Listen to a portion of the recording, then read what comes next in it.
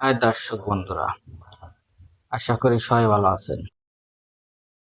ভালো আছি তোরে ভাই। বর্তমানে তেলের যে অবস্থা, এ আর বলে বোঝানো কাজা নাই। এ জীবন আর বলে বোঝানো কাজা নাই।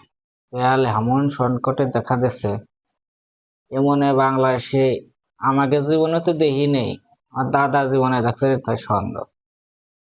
বর্তমান দুর্নীতি করতে করতে করতে করতে কোনো কিছু বাহি রাখলো না আর। ভাই দুর্নীতির এত বাড়াবাড়ি তো হবে, দুর্নীতিকে এত দুর্নীতি করলে ওরা জীবন বাঁচবে?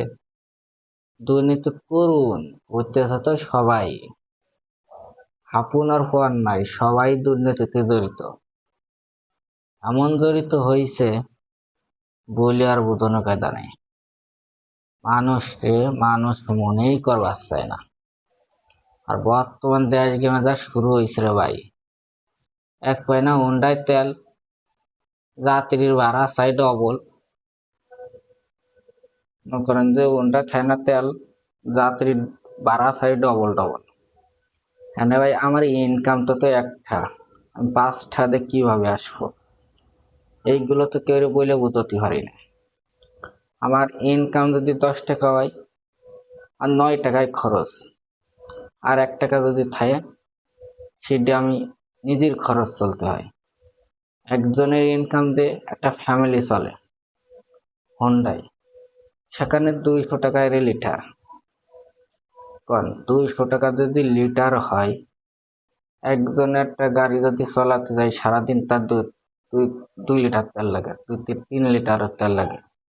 সে যদি দূরই পথ দেয়, সে যদি ইনকামের পথ যদি সফল রাখতে যায়, তার এরকম যদি ইনকাম হয়, তাহলে মনে করেন যে আপনি কিভাবে কি করবো।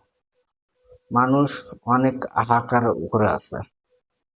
মানুষ এগুলো এমন ভাবে আছে, এগুলো না পাইতেছে লজ্জায় কিছু ক্ষতি, না পাইতেছে সতী।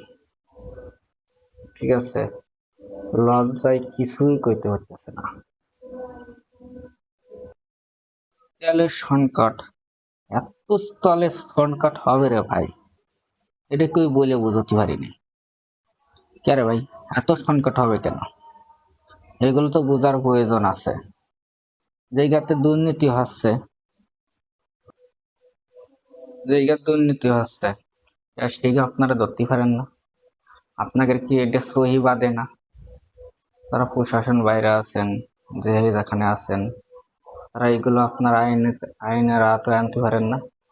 পুলিশ তো সবই জানে, পুলিশ সবই জানেও না জানা ভাব ধরে থাকে। পুলিশে দেখছে খাচ্ছে, সব পুলিশই না, কিছু কিছু পুলিশের লেগে সবাই এই ব্যর্থতা জীবন তৈরি হচ্ছে।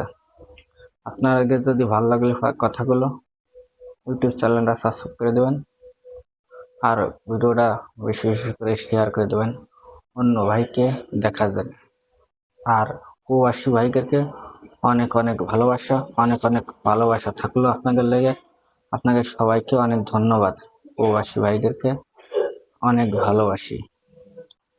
প্রবাসী ভাইরা যদি না থাকতো, তাহলে দেশ আর দেশ চালাতে পারতো না, দেশ নিঃস্ব হয়ে যেত।